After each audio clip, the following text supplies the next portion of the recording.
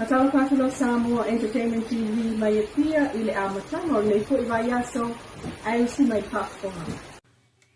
E oi watoe te talai malanga o ngā ruenga whaavaitai mi pe ta i le i atua ona tu iai vai ngai pe ona mata i tuina i le kāpeneta le mafua anga nā fuai ona tau fia malanga mol masino i anuali. O le saunoanga le fiunga le pāle mia fia me nao mi mta awhal whai unga le vai aso i le la asanga ua iai le whai unga e toe te tala awanoa i ngā ruenga whaavaitai mi. O le whaamoemoe e o atu i a aperila. Ua whaongale ato toanga o le whainga whaavae wa i le laulau a le kāpeneta. Mō le whaatontonu wholawina o le neipor kalame a le malo mana paanga. Peitai o le tele na ua o soli ngā tula fono SS lo mōli mawina mai Australia. E le sunga le whaafenga inga Dr. Freddy Thoalo o lo oia soani e whaamatala upu le vā o le whaamsinonga Australia. Ma whanau o a fia Samoa, o lo oia tā uai, le tūlanga whaanoa noa tele, e le ngata o a mionga, ai o sāwanga foi, ma le whaatau ma o iai e se vaenga o whalawhaingaruenga i Ausitalia, o se vaenga o whanau nei antul Pasifika, e au fia ai maalo Samoa.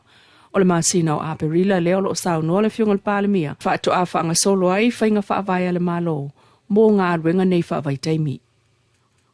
O toe whaamanina mai fo'i le fionga le pāle mia le winga tonu o ta atia mai ei tangata whai ngā ruenga le malo. O lo o whaawau le tāpenanga a le komisi o ngā ruenga a le malo. Inisi o fuafuanga mamao a le malo e pei ona sila fia. Ua tau fia ai mo se taimi le tu mau le whaasala lawina o awanoa whai ngā ruenga. Mo se vasenga o le au whai ngā ruenga a le malo. O lo o i le waawai ngā le komisi. O te manatu e whaapula lai titi le vala lea ina ia nofo si le fia. E le o iai se fuafuanga ale malo e avesea ni tangata whai ngā luenga o iai nei. O awanoa foi o tau fia, o awanoa fou ma awanoa e lei whaatumuina. O lona winga o lo o whaawau i la tou o whai ngā luenga i le taimi nei. E whaatino le au nanga mo Samoa, e tusa mo le lato walawina. O le ngā luenga le komisi, o lo o ilo ai po tala whengai, le au whai ngā luenga, ma le whaato o toanga o ngā luenga le malo o iai nei, ma le taualunga o ngā luenga mo o mia, mo le ati nae o Samoa, e peo na whaata o to atu i le taiala, o le lumanai manui o Samoa, lua afe lua sifultasi lua fululua, e anga i atu le lua afe lua sifululima lua sifuluono. Ua tele tausanga na o tātou ngālu lue mai ai i taiala mo le atina e o Samoa. Mai manatu sa ngawhatauli mai na ai le whatinonga o ngāluenga i le vai taimi. Peitai o lea ua see lo tātou sā i le totongo o moe fou. Ua manatu ai foi, e ao o na toe ilo, ma whaata oto le lei le au whainga luenga le malo, ina ia mauti noa. E ngawhatauli maina le whaataunu uina o le taiala o le lumanai manuia o Samoa o loo ua iei nei.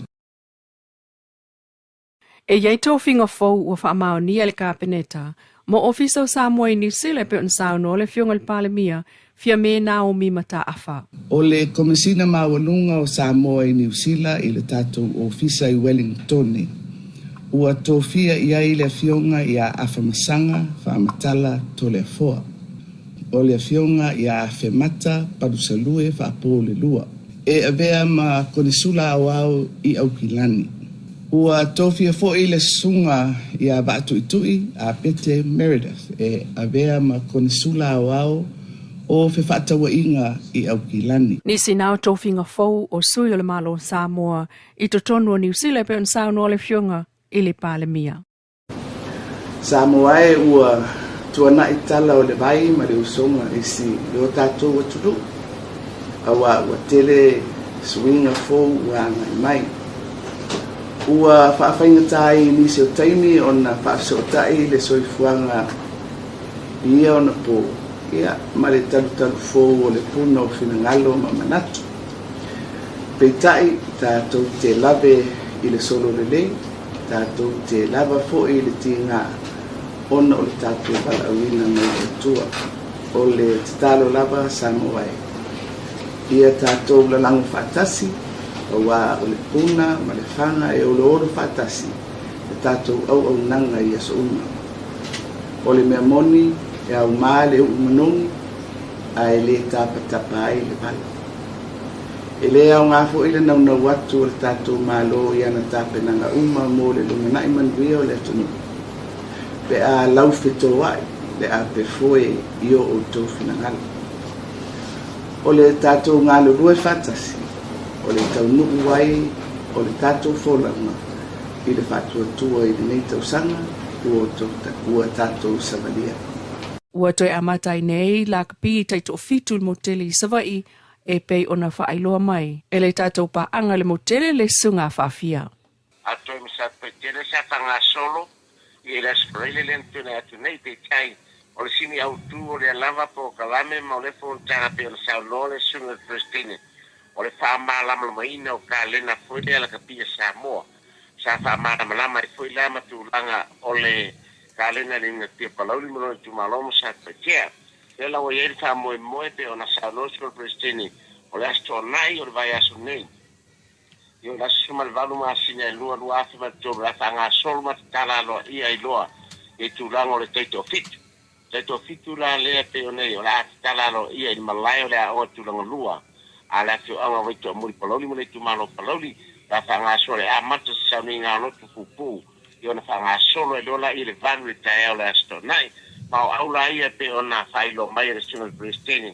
I ele au la fio anga whaale paloli, o waitu o muli, o wailoa, o pito no ui sa paitea, o vai ngā, o le au asili, o ngau tā vai, o ngā tei vai matanga.